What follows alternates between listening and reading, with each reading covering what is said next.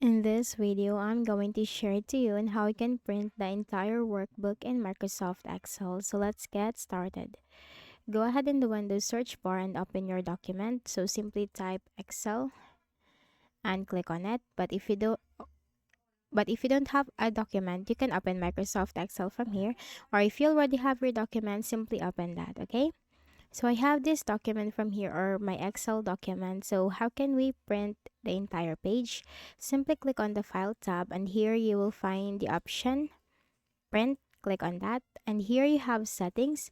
Click on this drop down, and you have the option Print the entire workbook. Click on that, and you can simply choose your printer from here and click on Print, and the entire workbook will be printed in your Microsoft Excel. So that's it. I hope this video helped you. Kindly please do not forget to hit the like button and subscribe to this YouTube channel for more tutorials like this. Thank you for watching.